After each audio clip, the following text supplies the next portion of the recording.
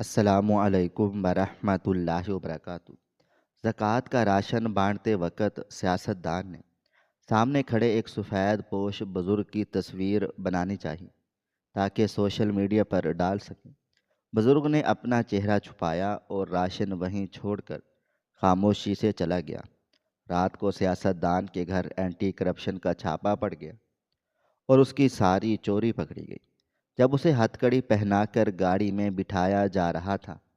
تو سامنے سے آتے ہوئے افسر کو دیکھ کر اس کے پیروں تلے سے زمین نکل گئی۔ ملک کے سب سے بڑے اور با اثر نیوز چینل کے جدید ترین اور روشن سٹوڈیو میں آج رات کا سب سے اہم اور گرما گرم ٹاک شو اپنے پورے عروج پر جاری تھا۔ سکرین کے نچلے حصے پر سرخ رنگ کی پٹیاں انتہائی تیزی سے چل رہی تھیں، جن پر ملک کے مختلف حصوں میں آنے والے خوفناک سیلاب کی تباہ کاریوں، بہتے ہوئے دیہاتوں اور نچلی سطح پر ہونے والی انتظامی غفلتوں کی دلخراش خبریں مسلسل گردش کر رہی تھیں۔ اسٹوڈیو کے بالکل درمیان میں بیٹھا ہوا سینئر اینکر اپنی مخصوص گرجدار اور چبھتی ہوئی آواز میں کیمرے کی طرف دیکھتے ہوئے آج کے انتہائی حساس موضوع پر گفتگو کر رہا تھا۔ اس کے سامنے بالکل صوفے پر ملک کا انتہائی مشہور محب وطن اور عوام میں بے حد مقبول سیاستدان ملک نواز پوری سنجیدگی اور متانت کے ساتھ بیٹھا ہوا تھا۔ اینکر نے ملک نواز کی آنکھوں میں آنکھیں ڈالتے ہوئے سوال داغا کہ ملک نواز صاحب، آج پورا ملک ایک طرف انتہائی خوفناک اور قیامت خیز سیلاب کی لپیٹ میں ہے۔ لاکھوں لوگ اپنے گھروں سے محروم ہو کر کھلے آسمان تلے بیٹھے ہیں۔ معصوم بچے بھوک سے بلک رہے ہیں، مویشی پانی میں بہہ چکے ہیں، اور دوسری طرف ہمارا پورا انتظامی ڈھانچہ اور نچلی سطح کا سسٹم اس قدر کمزور ہو چکا ہے کہ وہ عوام تک ریلیف پہنچانے میں مکمل طور پر ناکام نظر آتا ہے۔ اور اس پر متضاد یہ کہ مختلف محکموں میں ہونے والی بدعنوانیاں ہمارے ریاستی سسٹم کو کسی دیمک کی طرح اندر ہی اندر چاٹ رہی ہیں۔ آخر اس ملک کا غریب عوام کس کی طرف دیکھے اور کس پر بھروسہ کرے جب مصیبت کی اس گھڑی میں بھی کرپشن کے سائے منڈلا رہے ہوں؟ اینکر کا یہ تلخ اور چبھتا ہوا سوال سن کر ملک نواز کے چہرے پر ایک گہرا دکھ اور تکلیف کا تاثر پیدا ہوا۔ اس نے ایک لمبی سانس لی اور پھر انتہائی جذباتی اور سحر انگیز مگر پرعزم لہجے میں بولنا شروع کیا۔ اس نے کہا، آپ کی بات بالکل درست ہے، اور ان حالات کو دیکھ کر میرے دل سے بھی خون کے آنسو بہہ رہے ہیں۔ یہ انتظامی خامیاں اور دہائیوں سے جڑ پکڑتا ہوا یہ بوسیدہ نظام ہمارے ملک کا سب سے بڑا ناسور بن چکا ہے، جس نے غریب کی زندگی اجیرن کر دی ہے۔ لیکن میں آپ کو اور اس پروگرام کے توسط سے پورے ملک کے عوام کو یہ یقین دلانا چاہتا ہوں کہ ہم اس کڑے وقت میں اپنی عوام کو ہرگز تنہا نہیں چھوڑیں گے۔ ملک نواز کے چہرے پر اس وقت ایک ایسا سچا جلال اور درد تھا جو اس عوام سے محبت کی کھلی گواہی دے رہا تھا۔ اس نے اپنے ہاتھوں کو ہوا میں لہراتے ہوئے مزید کہا، آج ایک طرف یہ سیلاب ہے جس نے بکھرے ہوئے دریاؤں کی صورت میں ہمارے غریب کسانوں اور مزدوروں کی جھونپڑیاں اور ان کی زندگی بھر کی جمع پونجی تباہ کر کے رکھ دی ہے، اور دوسری طرف ہمیں اس بوسیدہ نظام سے بھی لڑنا پڑ رہا ہے۔ لیکن میں اور میری پوری قیادت اس میدان میں اتر چکے ہیں۔ ہم نے اپنی تمام تر توانائیاں اور وسائل ان سیلاب زدگان کی بحالی کے لیے وقف کر دیے ہیں۔ ہم گلی گلی اور گاؤں گاؤں جا کر ان بے گھروں لوگوں تک پہنچنے کی کوشش کر رہے ہیں۔ میں آج اسکرین پر بیٹھ کر اپنے ملک کی ماؤں، بہنوں اور بزرگوں سے یہ اپیل کرتا ہوں کہ خدا را اس مشکل گھڑی میں مایوس نہ ہوں اور اپنے ان ڈوبتے اور بھوکے مرتے ہوئے بھائیوں کی مدد کے لیے گھروں سے باہر نکلیں، اپنا مال، اپنا راشن اور اپنی زکوٰۃ ان ریلیف کیمپس میں جمع کروائیں جو دن رات کام کر رہے ہیں۔ میں ملک نواز آپ سے وعدہ کرتا ہوں کہ آپ کے دیے ہوئے ایک ایک روپے اور آٹے کے ایک ایک دانے کی حفاظت کی جائے گی، اور یہ امداد سیدھی ان حقداروں کے خیموں تک ضرور پہنچے گی۔ اس پروگرام کی لائیو نشریات اور اس وقت ملک کے طول و عرض میں انتہائی غور اور توجہ سے دیکھی جا رہی تھی۔ شہر کے ایک کچے علاقے میں موجود ایک پرانے اور خستہ حال چائے کے ہوٹل پر رات کے اس پہر بھی غریب مزدوروں، ریہڑی بانوں اور محنت کش لوگوں کا ایک بہت بڑا ہجوم جمع تھا۔ باہر ہلکی ہلکی بارش ہو رہی تھی اور مٹی کی سوندھی خوشبو کے ساتھ ہوٹل کی دیوار پر لگے ہوئے ایک پرانے اور گرد آلود ٹی وی کی سکرین پر ملک نواز کا یہی جذباتی اور پرجوش انٹرویو چل رہا تھا۔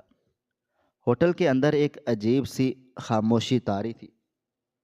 اور ہر شخص کی نظریں اس سکرین پر مکمل طور پر جمی ہوئی تھی۔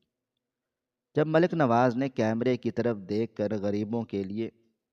وہ درد بھری اور مخلصانہ اپیل کی تو ہوٹل میں بیٹھے ہوئے کئی لوگوں کی آنکھوں میں ہمدردی اور عقیدت کے آنسو تیرنے لگے۔ ایک بوڑھے مزدور نے، جس کے کپڑے سیمٹ اور مٹی سے اٹے ہوئے تھے، اس نے اپنے کھردرے ہاتھوں سے اپنی آنکھیں صاف کیں اور ایک لمبی آہ بھرتے ہوئے اپنے ساتھ بیٹھے ہوئے ایک نوجوان سے کہا کہ پتر دیکھ لو، اس بندے کے چہرے پر کتنا درد اور عوام کے لیے کتنی تڑپ ہے۔ ہمارے اس مشکل وقت میں اگر کوئی ایک سچا اور غریبوں کا ہمدرد لیڈر کھڑا ہے تو وہ صرف یہی ملک نواز ہے۔ جب بھی اس ملک پر کوئی آفت آتی ہے تو یہ خدا کا بندہ سب سے آگے بڑھ کر اپنی پارٹی کے ساتھ ان کی مدد کرتا ہے۔ نوجوان بھی چائے کا گھونٹ بھرتے ہوئے انتہائی جوش اور عقیدت سے سر ہلا دیا اور جواب دیا کہ بالکل چاچا، آپ صحیح کہہ رہے ہیں۔ میں نے خود سوشل میڈیا پر دیکھا ہے اس بندے کے بارے میں لوگ کتنی اچھی باتیں کرتے ہیں اور اس کی پارٹی کے کارکن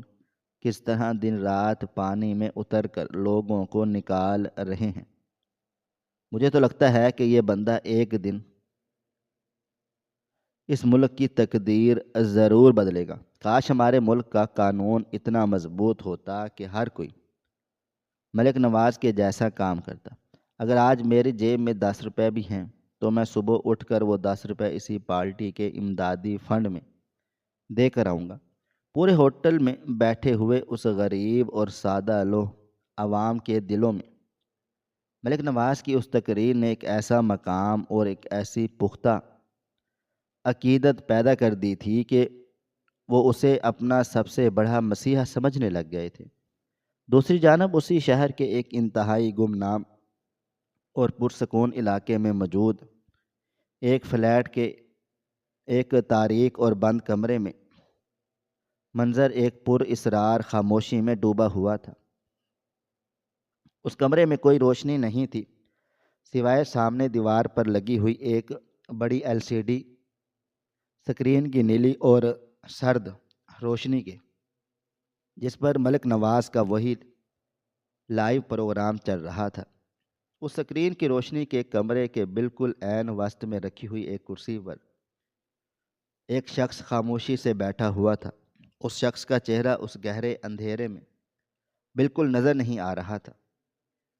صرف اس کے وجود کا ایک بھاری سایہ محسوس ہو رہا تھا۔ یہ شخص انتہائی محویت اور گہری توجہ سے عقاب جیسی تیز نظروں کے ساتھ سکرین پر بولتے ہوئے ملک نواز کی ایک ایک حرکت، اس کے چہرے کے بدلتے ہوئے تاثرات اور اس کے ادا کیے گئے ہر لفظ کو باریک بینی سے سن اور نوٹ کر رہا تھا۔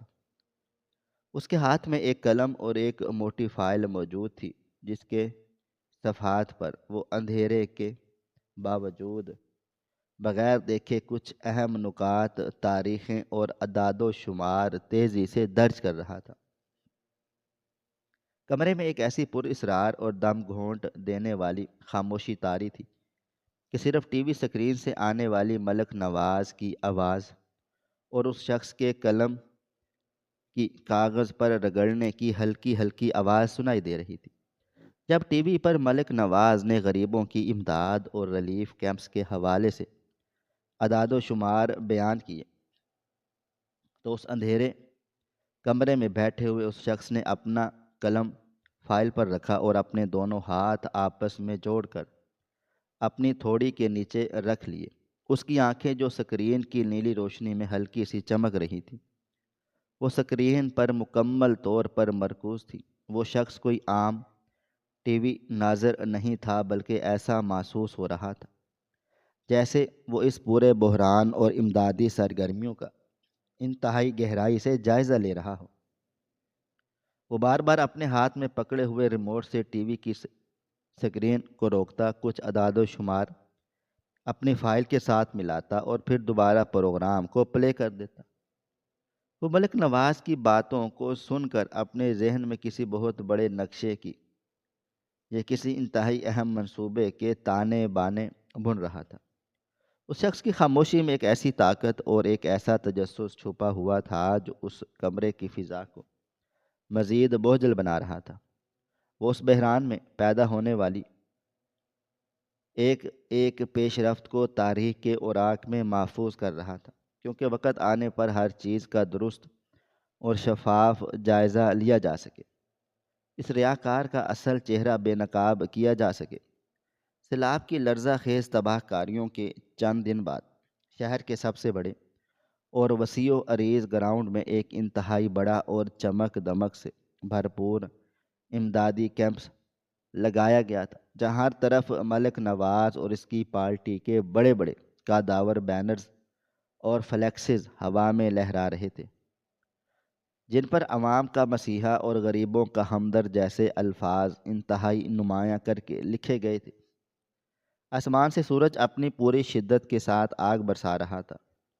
اور قیامت خیز گرمی کی وجہ سے زمین کسی بھڑکتے ہوئے تندور کی طرح دہک رہی تھی۔ اس چلچلاتی دھوپ اور حبس زدہ موسم میں سیلاب کے ستائے ہوئے بے گھر اور لاچار لوگوں کی ایک انتہائی لمبی اور صبر آزما قطار لگی ہوئی تھی، جس میں شامل مجبور عورتیں، روتے ہوئے بلکتے بچے اور کمزور بوڑھے پسینے میں شرابور اپنی باری کا پچھلے کئی گھنٹوں سے انتظار کر رہے تھے۔ یہ وہ بے بس لوگ تھے جن کے گھر بار، مال مویشی اور زندگی بھر کی جمع پونجی ظالم سیلاب کی لہروں میں بہہ چکی تھی، اور اب وہ دو وقت کی روٹی اور ایک راشن کے تھیلے کے لیے اس کڑی دھوپ میں کھڑے کسی مسیحا کا راستہ دیکھ رہے تھے۔ ان غریبوں کی حالت اس قدر ابتر تھی کہ کئی کمزور عورتیں چکر کھا کر زمین پر گر رہی تھی، لیکن کیمپس کے ارد گرد کھڑے ہوئے ملک نواز کے تنومند اور بے رحم گارڈز انہیں پانی کا ایک گھونٹ دینے کی بجائے ڈنڈے کے زور پر سیدھا کھڑے رہنے پر مجبور کر رہے تھے، تاکہ جب کیمرے آن ہوں اور میڈیا کی کوریج شروع ہو تو ہجوم زیادہ منظم اور بڑا نظر آئے۔ ملک نواز خود ایک انتہائی قیمتی اور خنک لباس پہنے اپنے وی آئی پی ٹینٹ سے باہر نکلا، جس کے ارد گرد درجنوں کیمرہ مین اور رپورٹرز مائک لیے کھڑے تھے۔ ڈرون کیمرہ فضا میں اڑنا شروع ہو گئے اور ملک نواز نے انتہائی شفیق اور ہمدرد بن کر اپنے ہاتھوں سے راشن کے سستے تھیلے بانٹنا شروع کر دیے، لیکن راشن کی یہ تقسیم انتہائی سست روی کا شکار تھی، کیونکہ ملک نواز ہر غریب کو تھیلا پکڑاتے وقت زبردستی کیمرے کی طرف مسکرا کر دیکھتا اور کئی منٹ تک پوز بناتا تاکہ اس کی سخاوت کا ہر زاویہ مکمل طور پر ریکارڈ ہو سکے۔ اسی اذیت ناک اور طویل قطار کے بالکل درمیان میں ایک انتہائی ضعیف اور بوڑھا انسان بھی کھڑا تھا، جس کے سر پر ایک پرانی اور بوسیدہ پگڑی بندھی ہوئی تھی۔ اس کے کپڑے اگرچہ پرانے اور میلے تھے، لیکن اس کے وجود سے ایک عجیب سا وقار اور خودداری جھلک رہی تھی۔ اس بزرگ کی آنکھوں میں ایک ایسی گہری ویرانی اور خاموشی تھی جو کسی بڑے دکھ یا کسی گہرے سمندر کی عکاسی کر رہی تھی۔ جب قطار رینگتے رینگتے آگے بڑھی اور اس بزرگ کی باری آئی تو وہ چلتا ہوا سیدھا ملک نواز کے بالکل سامنے آ کر کھڑا ہو گیا۔ ملک نواز نے روایتی مصنوعی مسکراہٹ کے ساتھ راشن کا تھیلا اٹھایا اور بزرگ کی طرف بڑھا دیا، لیکن اسی لمحے ملک نواز کی نظریں اس ضعیف بزرگ کی آنکھوں سے ٹکرا گئیں۔ بزرگ کی وہ آنکھیں اتنی گہری اور تیز تھیں کہ ملک نواز کو ایک سیکنڈ کے لیے اپنے پورے وجود میں ایک نامعلوم سی لرزش محسوس ہوئی۔ ان آنکھوں میں کوئی بھیک، کوئی لاچاری یا کوئی لالچ نہیں تھا، بلکہ ایک ایسا خاموش جلال اور ایک ایسا چھید دینے والا تاثر تھا جس نے ملک نواز کے اندر چھپے ہوئے اس کے تمام کالے گناہوں اور اس کی مکاری کو جیسے ہی ایک لمحے میں پڑھ لیا ہو۔ ملک کو ایسا لگا جیسے وہ کسی عام بیکاری کے سامنے نہیں، بلکہ کسی ایسے احتساب کرنے والے کے سامنے کھڑا ہے جو اس کی روح کے تاریک تارین حصوں تک رسائی رکھتا ہے۔ لیکن اس سے پہلے کہ ملک نواز اس عجیب اور خوفناک احساس سے باہر نکل پاتا، میڈیا کے کیمرہ مینوں نے ایک زبردست شاٹ لینے کے لیے اپنے کیمروں کا رخ سیدھا بزرگ کے چہرے کی طرف کر دیے اور تیز فلش چمکنے لگی۔ بزرگ نے جیسے ہی ان کیمروں اور ان چبھتی ہوئی روشنیوں کو دیکھا تو ان کی رگوں میں دوڑنے والی غیرت جاگ اٹھی۔ اس نے اس بات کو ایک لمحے کے لیے بھی گوارا نہیں کیا کہ اس کی اس مجبوری، غربت اور بھوک کا تماشا پوری دنیا کے سامنے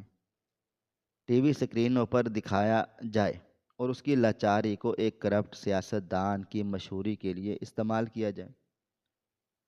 بزرگ نے انتہائی تیزی سے اپنے کانپتے ہوئے ہاتھوں سے اپنی پرانی پگڑی کا پلو کھینچ کر اپنا چہرہ مکمل طور پر چھپا لیا اور راشن کا وہ تھیلا پکڑنے سے سختی سے انکار کر دیا۔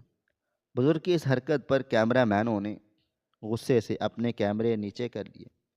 اور ملک نواز کے ماتھے پر شدید غصے اور تکبر کی گہری لکیریں ابھر آئیں۔ ملک نواز کے کرندوں نے فوراً آگے بڑھ کر اس ضعیف بزرگ پر چیخنا چلانا شروع کر دیا کہ سیدھے کھڑے ہو کر تصویر بناؤ، اگر راشن لینا ہے تو منہ دکھانا پڑے گا ورنہ یہاں سے دفع ہو جاؤ۔ بزرگ کیمرے کے سامنے اپنی تذلیل کروانے پر کسی صورت راضی نہیں تھا اور وہ مسلسل ہچکچا رہا تھا۔ اس کا یہ خوددارانہ انداز ملک نواز کے تکبر کو اندر ہی اندر جلا رہا تھا۔ ملک نواز نے آنکھوں ہی آنکھوں میں اپنے گارڈز کو اشارہ کیا، جنہوں نے بظاہر تو کیمروں سے بچتے ہوئے لیکن در حقیقت انتہائی بے دردی اور سختی سے اس بوڑھے اور ضعیف انسان کو بازوؤں سے پکڑا اور اسے دھکے دیتے ہوئے راشن کی اس قطار سے باہر نکال دیا۔ بزرگ کو راشن کا ایک دانہ بھی نہیں دیا گیا اور اسے اس کڑی دھوپ میں خالی ہاتھ اور ذلیل کر کے وہاں سے بھگا دیا گیا۔ بزرگ بغیر کچھ کہے وہ اپنی گہری اور تیز نگاہیں ایک آخری بار ملک نواز کے چہرے پر گاڑ کر وہاں سے خاموشی سے مڑ گیا، لیکن اس کی وہ آخری نظر ملک نواز کے دل و دماغ میں کسی ہتھوڑے کی طرح لگی۔ اس واقعے کے فوراً بعد ملک نواز نے خود کو سنبھالا اور دوبارہ اپنے اسی ہمدردانہ روب میں آ کر راشن بانٹنے کی اداکاری شروع کر دی۔ اس دن کے بعد نیوز چینلز اور سوشل میڈیا پر ملک نواز کی اس امدادی مہم کی ویڈیوز اور تصویریں ایک طوفان کی طرح وائرل ہو گئیں۔ ہر طرف اسی کے نام کے ڈنکے بج رہے تھے اور لوگ اس کی جھوٹی سخاوت کی تعریفیں کرتے نہیں تھک رہے تھے۔ پارٹی کے مختلف کارندے اور ترجمان ہر دوسرے ٹی وی چینلز پر بیٹھ کر جھوٹے اور من گھڑت انٹرویوز دے رہے تھے۔ وہ انتہائی ڈٹھائی اور اعتماد کے ساتھ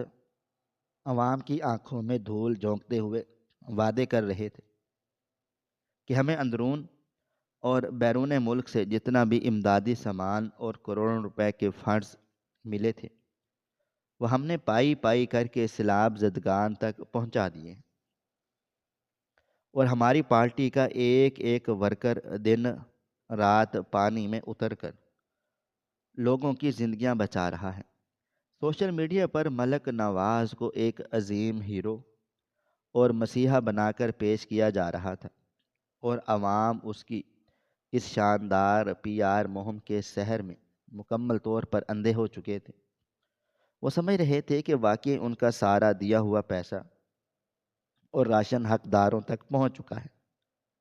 لیکن اس چمکتی ہوئی اور جھوٹی تصویر کا دوسرا رخ اس قدر بھیانک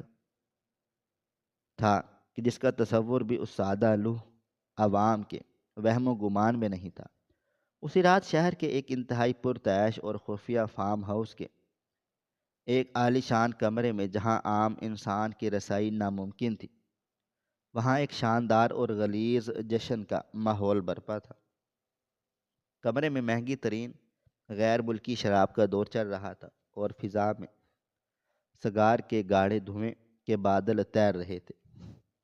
کمرے کی ایک بڑی اسکرین پر نیوز چینلز چل رہے تھے، جہاں ملک نواز کی تعریفوں کے پل باندھے جا رہے تھے۔ ملک نواز ایک انتہائی آرام دہ صوفے پر بیٹھا، اپنے ہاتھ میں شراب کا گلاس پکڑے اسکرین پر اپنی جھوٹی تعریفیں سن سن کر انتہائی شریر اور متکبرانہ کہکے لگا رہا تھا۔ اس کے بالکل ساتھ ہی اس کا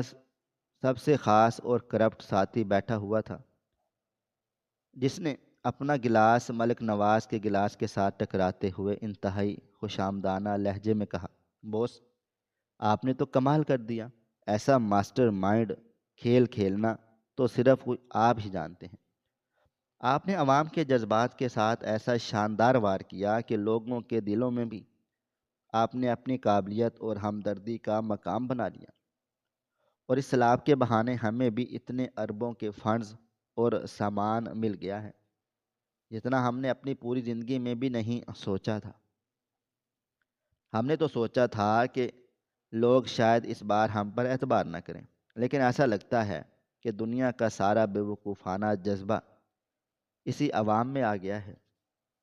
ساتھی کی یہ بات سن کر ملک نواز نے ایک اور زوردار اور فرعونیت بھرا کہکا لگایا۔ اس کی آنکھوں میں لالچ اور تکبر کی انتہا تھی۔ اس نے سگار کا ایک لمبا کش لیا اور دھواں ہوا میں چھوڑتے ہوئے انتہائی حقارت امیز لہجے میں بولا کہ ان غریب اور بیوقوف بیچاروں کو کیا خاک پتہ کہ ہم نے آج کیمروں کے سامنے جو کچھ بھی ان بھوکھوں میں بانٹا ہے وہ تو اس کل امدادی مال کا چوتھائی حصہ بھی نہیں ہے جو ہمیں بیرونی ممالک اور ان بیوقوف مخیر حضرات سے ملا تھا۔ ساتھی نے انتہائی مکاری سے مسکراتے ہوئے تصدیق کی اور پوچھا، بوس، وہ باقی سارا بچا ہوا مال اور کروڑوں روپے کا غیر ملکی راشن تو مکمل طور پر محفوظ کر دیا گیا ہے نا؟ ملک نواز نے اپنے گلاس کو میز پر رکھتے ہوئے ایک شیطانی مسکراہٹ کے ساتھ جواب دیا کہ ہاں ہاں، وہ سارا اعلیٰ کوالٹی کا مال اور خیمے ہمارے ان خفیہ اور انڈر گراؤنڈ گوداموں میں محفوظ طریقے سے پہنچ چکے ہیں،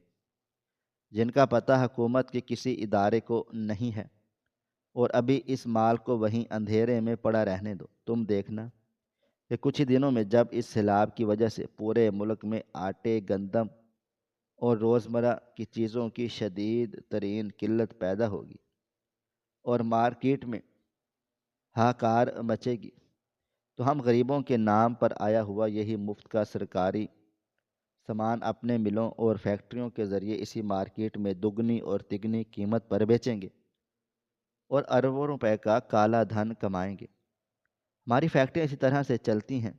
اور ہمارے بینک بیلنس آسمانوں کو چھوئیں گے۔ ہماری یہ عوام اتنی سادہ اور بیوقوف ہے کہ یہ دراصل ایک شدید احساس کمتری میں مبتلا ہجوم ہے۔ اگر تم ان کے منہ پر ان کے اپنے ہی حق کا ایک چھوٹا سا ٹکڑا بھی پھینک دو تو یہ اسے اب ہمارا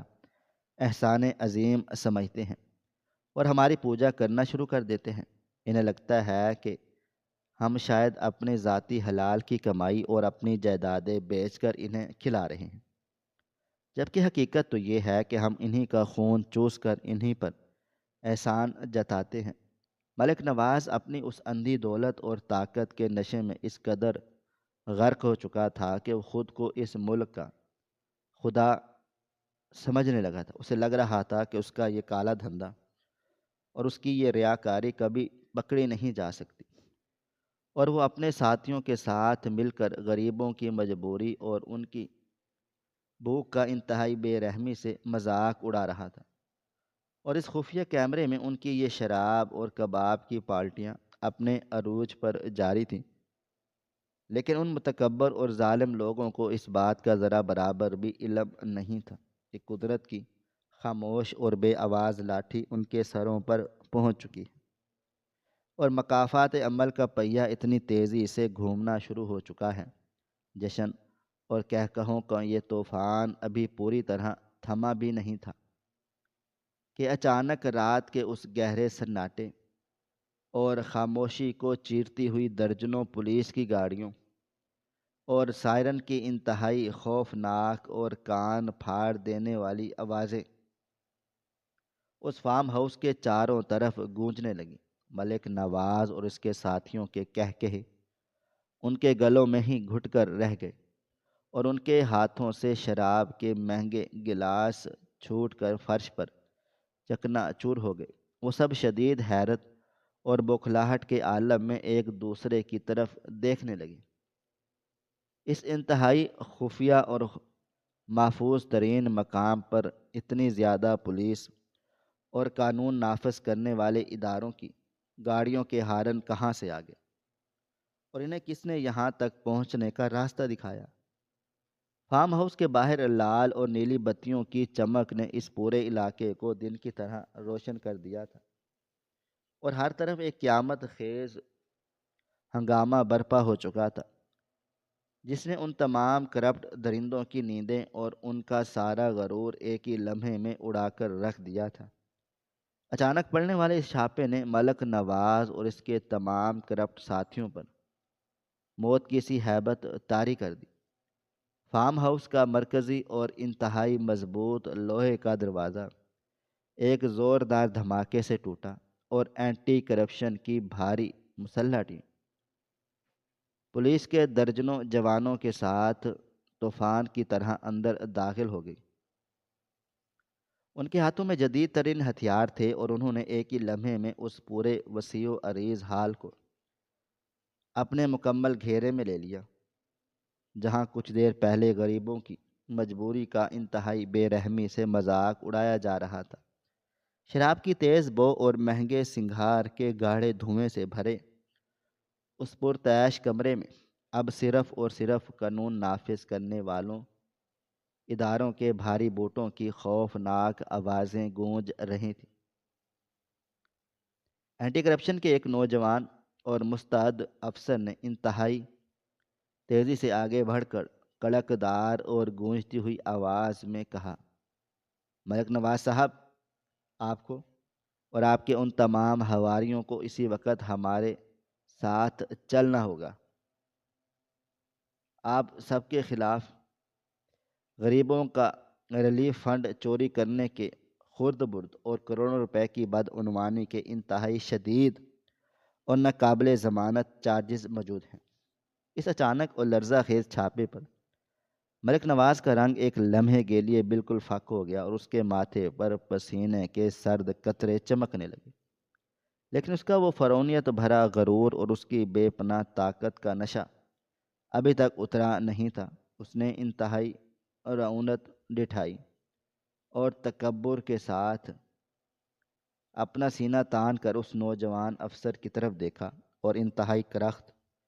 اور طنزیہ لہجے میں کہا، تم لوگ یہ بہت بڑی اور تاریخی غلطی کر رہے ہو۔ تم شاید بھول گئے ہو کہ تم کس شخص کے فارم ہاؤس میں کھڑے ہو کر اور کس سے بات کر رہے ہو۔ میں اس ملک کا وہ طاقتور ترین لیڈر ہوں جس کے اشاروں پر حکومتیں بنتی اور گرتی ہیں۔ تم جیسی معمولی اوقات والے افسروں کو میں کل صبح کی روشنی نکلتے ہی نوکریوں سے نکلوا دوں گا، اور تم سڑکوں پر دھکے کھاتے پھرو گے۔ تم نے مجھ پر ہاتھ ڈال کر دراصل اپنی موت اور اپنی بربادی کو خود آواز دی ہے۔ میں ابھی ایک فون کروں گا اور تمہارے سارے اعلیٰ حکام یہاں پر آ کر مجھ سے معافی مانگیں گے۔ ملک نواز انتہائی دیدہ دلیری سے یہ گیدڑ بھبکیاں اور دھمکیاں دے رہا تھا، اور اسے ابھی تک یہ پختہ یقین تھا کہ اس کے اعلیٰ سطح کے طاقتور رابطے اور اس کی بے پناہ دولت سے اسے ایک ہی فون کال پر اس معمولی سی مصیبت سے بآسانی نکال سکیں گے۔ لیکن اس بار قانون کے شکنجے کسی بکنے والے یا عام افسر کے ہاتھ میں نہیں تھے، اور نہ ہی قدرت اسے مزید ڈھیل دینے کے موڈ میں تھی۔ ملک نواز کی چیخ و پکار اور دھمکیوں کے دوران ہی فارم ہاؤس کے باہر وسیع لان میں ایک انتہائی شاندار اور سیاہ رنگ کی بلٹ پروف سرکاری گاڑی سائرن بجاتی ہوئی آ کر رکی، جس کے بھاری دروازے کھلنے کی آواز نے اندر کھڑے تمام افسروں کو فوراً الرٹ کر دیا۔ چھاپہ مار ٹیم کے تمام اہلکار انتہائی مستعدی کے ساتھ پیچھے ہٹے، اور انہوں نے ایک بڑے افسر کے اندر آنے کے لیے ایک وسیع اور کشادہ راستہ چھوڑ دیا۔ ہال کے دروازے سے بھاری بوٹوں کی ایک انتہائی پروقار اور رعبدار آواز اندر داخل ہوئی، اور ایک انتہائی وجیہہ، دراز قد اور باوقار شخصیت اینٹی کرپشن ڈپارٹمنٹ کی اعلیٰ ترین یونیفارم میں ملبوس روشنی میں سامنے آئی۔ اس افسر کے کندھوں پر موجود چمکتے ہوئے ستارے اس کے سینے پر لگے تمغے اس کی طاقت اور اس کے رتبے کی مرتبے کی گواہی دے رہے تھے۔ جیسے یہ بڑا افسر انتہائی پرسکون قدموں سے چلتا ہوا ملک نواز کے سامنے آ کر کھڑا ہوا، اور اس نے اپنی گہری اور چھید دینے والی نگاہیں ملک نواز کے چہرے پر گاڑ دیں، تو ملک نواز کی آنکھیں حیرت اور شدید صدمے سے پھٹی کی پھٹی رہ گئیں۔ اس کے پیروں تلے سے وہ زمین مکمل طور پر کھسک گئی جس پر وہ پچھلی کئی دہائیوں سے انتہائی غرور سے چل رہا تھا۔ اس کا وہ متکبرانہ رنگ جو چند سیکنڈ پہلے غصے سے سرخ تھا، اب ایک مردے کی طرح بالکل سفید اور زرد پڑ چکا تھا۔ اس کے حلق میں جیسے ہزاروں کانٹے چبھنے لگے، اور اس کی ٹانگوں نے اس کے بھاری وجود کا بوجھ اٹھانے سے انکار کر دیا، کیونکہ یہ ایک بڑا اور اعلیٰ ترین افسر کوئی اور نہیں بلکہ ہو بہو وہی ضعیف اور پگڑی والا بزرگ تھا جسے ملک نواز نے محض 2 دن پہلے راشن کی اس لمبی قطار میں انتہائی ذلت کے ساتھ دھکے دے کر نکلوا دیا تھا، اور جس نے کیمرے کے سامنے اپنی تصویر بنوانے سے سختی سے انکار کر دیا تھا۔ اس افسر کی ان گہری اور پر اسرار آنکھوں میں آج بھی وہی پرانی چمک اور وہی خاموش جلال موجود تھا جو ملک نواز نے اس دن راشن کیمپ کی کڑی دھوپ میں دیکھا تھا۔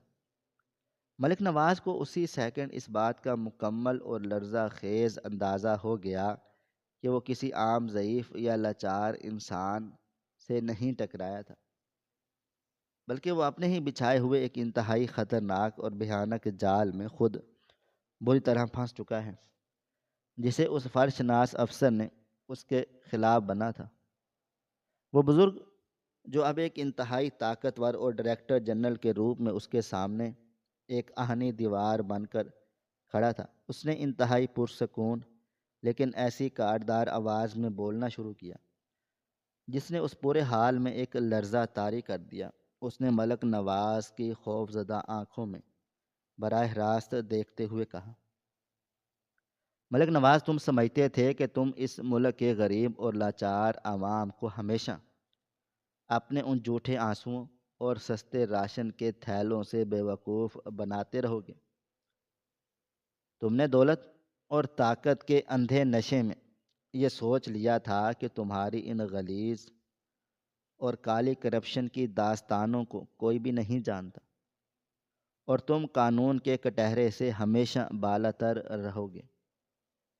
میں اینٹی کرپشن کا ڈائریکٹر ہوں، اور میں خود اپنا روپ بدل کر ایک عام اور مجبور شہری کی طرح تمہارے اس ریلیف کیمپ میں صرف یہ دیکھنے آیا تھا کہ تم کس طرح اس درد میں ڈوبی ہوئی عوام کی عزت نفس کو کیمروں کے سامنے نیلام کرتے ہو اور کس طرح ان کا حق مار کر اپنی تجوریاں بھرتے ہو۔ اس دن جب تم نے تکبر میں آ کر مجھے قطار سے دھکے دے کر نکالا تھا، تب تم نے دراصل اپنی تباہی کی آخری دستاویز پر اپنے ہی ہاتھوں سے دستخط کر چکے تھے۔ ہم نے پچھلے کئی مہینوں سے دن رات جاگ کر تمہارے ان تمام خفیہ ٹھکانوں، تمہارے کالے دھندوں اور تمہارے انڈر گراؤنڈ گوداموں کی ایک ایک انچ کی مکمل نگرانی کی ہے،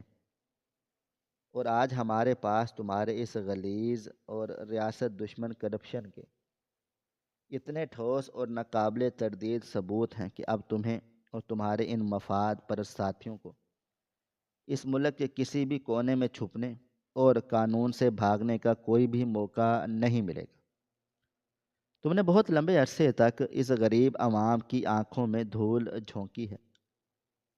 اور ان کے دکے ہوئے جذبات سے کھیلا ہے، لیکن آج اور اب تمہارے اس گندے کھیل کا ہمیشہ ہمیشہ کے لیے خاتمہ ہو چکا ہے۔ یہ سن کر ملک نواز کا سارا رعونت بھرا غرور خاک میں مل گیا۔ وہ مٹی کے کسی بے جان اور ٹوٹے ہوئے کھلونے کی طرح زمین پر گرنے لگا، لیکن پولیس کے مستعد نوجوانوں نے اسے اور اس کے تمام ساتھیوں کو انتہائی سختی سے دبوچ لیا اور اس کے کانپتے ہاتھوں کو لوہے کی مضبوط ہتھ کڑیاں پہنا دیں۔ رات کی اس گہری تاریکی میں ملک نواز کی وہ ساری فرونیت اور اس کی وہ تمام شیطانی ہنسی ان ہتھ کڑیوں کی ٹھنڈی اور بے رحم آہٹ میں ہمیشہ ہمیشہ کے لیے دفن ہو چکی تھی۔ اگلے دن کی صبح اس ملک کی سیاسی تاریخ کی سب سے بڑی اور ہنگامہ خیز صبح ثابت ہوئی، جب سورج نکلا تو پورے ملک کا print, electronic media, news channels اور سوشل میڈیا مکمل طور پر ہل کر رہ گیا تھا۔ ہر ٹی وی چینل کی سکرین پر صرف ایک ہی بریکنگ نیوز انتہائی سرخ رنگ میں چل رہی تھی، اور وہی اینکر جو چند دن پہلے اپنے شو میں اس کے قصیدے پڑھ رہا تھا، اسے فرشتہ بنا کر پیش کر رہا تھا، آج انتہائی جوش، حیرت اور غصے کے ساتھ چیخ چیخ کر یہ دل دہلا دینے والی خبریں سنا رہا تھا کہ ناظرین، اس وقت کی سب سے بڑی حیرت انگیز اور لرزہ خیز خبر یہ ہے کہ غریبوں کا مسیحا اور خود کو سب سے بڑا محب وطن کہلانے والا مشہور سیاستدان ملک نواز رات گئے اینٹی کرپشن کے ایک انتہائی خفیہ اور بڑے آپریشن میں اپنے تمام ساتھیوں سمیت رنگے ہاتھوں گرفتار کر لیا گیا ہے، اور اس پر سیلاب زدگان کی اربوں روپے کے فنڈز اور غیر ملکی راشن کی چوری کے سنگین اور قومی غداری کے چارجز عائد کر دیے گئے ہیں۔ ٹی وی سکرینوں پر وہ مناظر بار بار ری پلے کر کے دکھائے جا رہے تھے، جن میں ملک نواز کو انتہائی ذلت اور رسوائی کے ساتھ ہتھ کڑیوں میں جکڑ کر پولیس کی بختر بند وین میں ڈالا جا رہا تھا۔ اس کا وہ چہرہ جو ہمیشہ کیمروں کے سامنے فخریہ انداز میں مسکراتا تھا، آج شرمندگی، ذلت اور خوف سے زمین کی طرف جھکا ہوا تھا۔ جو عوام کل تک اس شخص کی اندھی پوجا کر رہی تھی، اسے اپنا نجات دہندہ سمجھ رہی تھی، وہ آج اس کی یہ گھناؤنی حقیقت دیکھ کر شدید صدمے، دکھ اور حیرت میں مبتلا تھی۔ لیکن اس سنسنی خیز ڈرامے کا سب سے بڑا دھماکہ اور سب سے بڑی حیرت ابھی باقی تھی، جب میڈیا پر اینٹی کرپشن کی ٹیم کی طرف سے جاری کردہ وہ تفصیلی فوٹیج چلنا شروع ہوئی، جس نے پورے ملک میں ایک زبردست بھونچال برپا کر دیا۔ نیوز چینلز پر دکھایا جا رہا تھا کہ کس طرح اینٹی کرپشن کے احکام نے راتوں رات چھاپے مار کر ملک نواز کے تمام خفیہ اور انڈر گراؤنڈ گوداموں کے بھاری تالے توڑ دیے ہیں، جن کا اس نے کل رات اپنے جشن میں فخریہ ذکر کیا تھا۔ کیمرے کی آنکھ نے پوری دنیا کو وہ خوفناک اور شرمناک مناظر دکھائے، جن میں ان وسیع گوداموں کے اندر زمین سے لے کر چھت تک غیر ملکی امدادی سامان، اعلیٰ کوالٹی کی گندم، آٹے کی ہزاروں بوریاں اور زندگی بچانے والی مہنگی دوائیاں اور وہ قیمتی واٹر پروف خیمے بھرے پڑے تھے جو اس تباہ کن سیلاب میں ڈوبے ہوئے ان غریب اور بے گھروں لوگوں کا اصل حق تھے،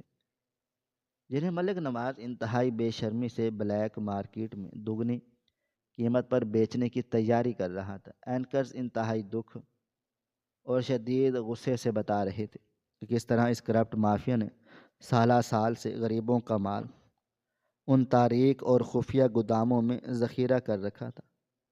تاکہ مارکیٹ میں مصنوعی قلت پیدا کر کے عوام کی مجبوریوں کا فائدہ اٹھایا جا سکے،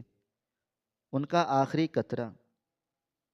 خون بھی چوسا جا سکے اور ان گوداموں سے برآمد ہونے والا وہ کروڑوں اور اربوں روپے کا سامان اس بات کی کھلی اور چیختی ہوئی گواہی دے رہا تھا کہ اس ملک کا سب سے بڑا مجرم دراصل وہی شخص تھا جو کل تک ٹی وی سکرینوں پر بیٹھ کر غریبوں کے درد میں جھوٹے آنسو بہا رہا تھا۔ عوام کے سامنے اس کرپٹ لیڈر کا وہ اصلی غلیظ اور بھیانک چہرہ مکمل طور پر بے نقاب ہو چکا تھا، جس کے پیچھے چھپ کر وہ ان کے صاف ستھرے جذبات اور ان کے محنت سے کمائے گئے پیسوں کا سودا کر رہا تھا۔ یہ کہانی ہمیں ایک انتہائی تلخ اور سیدھا سبق دیتی ہے کہ کس طرح مفاد پرست اور کرپٹ لوگ غریب عوام کی مجبوریوں کا فائدہ اٹھا کر انہیں بیوقوف بناتے ہیں۔ ہمارے معاشرے کا المیہ یہ ہے کہ لوگ عوام کے ہی ٹیکس اور حق کے پیسوں سے سستا راشن بانٹ کر ہمدردی کا ڈرامہ رچاتے ہیں اور پھر میڈیا کے ذریعے خود کو مسیحا ثابت کرتے ہیں۔ عام انسان ان کی اس ریاکاری اور جھوٹے نعروں کے جال میں پھنس کر انہیں اپنا نجات دہندہ مان لیتا ہے، جبکہ حقیقت میں وہ اندرون خانہ عوام کا حق مار رہے ہوتے ہیں۔ لیکن اس کہانی کا دوسرا اور روشن پہلو یہ بھی ہے کہ معاشرہ صرف برے لوگوں سے نہیں بھرا ہوا۔ جہاں ظلم اور کرپشن ہے، وہیں ایسے ایماندار اور باضمیر انسان بھی موجود ہیں جو حق کی خاطر ان طاقتور مافیاز کے سامنے کھڑے ہونے کی جرت رکھتے ہیں۔ وہ فرش شناس افسر اس بات کی زندہ مثال تھا کہ سچائی اور ایمانداری آج بھی موجود ہے۔ اب یہ فیصلہ آپ کو اور ہم سب کو کرنا ہے کہ ہم کس صف میں کھڑے ہونا ہے۔ کیا ہم ان بیوقوف بننے والے لوگوں کا حصہ بننا چاہتے ہیں جو چند ٹکڑوں اور جھوٹی تسلیوں کے بدلے اپنے مستقبل کا سودا کر لیتے ہیں اور خاموش رہتے ہیں؟ یا پھر ہم اس باشعور طبقے کا حصہ بننا چاہتے ہیں جو سچ کا ساتھ دیتا ہے اور ظالم کا احتساب کرنا جانتا ہے؟ یاد رکھیں، برائی اسی وقت تک طاقتور رہتی ہے جب تک اچھے لوگ خاموش رہیں۔ اس لیے حق کا ساتھ دیں اور سچائی کی صف میں کھڑے ہوں، کیونکہ اسی میں ہمارے معاشرے کی بقا اور کامیابی ہے۔ ناظرین، آپ کو ہماری آج کی کہانی کیسی لگی؟ کومنٹ باکس میں اپنی رائے کا اظہار ضرور کریں۔ مزید اس طرح کی سبق آموز کہانیاں سننے کے لیے ہماری ویڈیوز کو لائک کریں، شیئر کریں اور ہمارے چینل ایس ایف سٹوریز کو ضرور سبسکرائب کر لیں۔ ملتے ہیں کل ایک نئی اور دلچسپ کہانی کے ساتھ، تب تک اپنا ڈھیر سارا خیال رکھیے گا۔ اللہ حافظ۔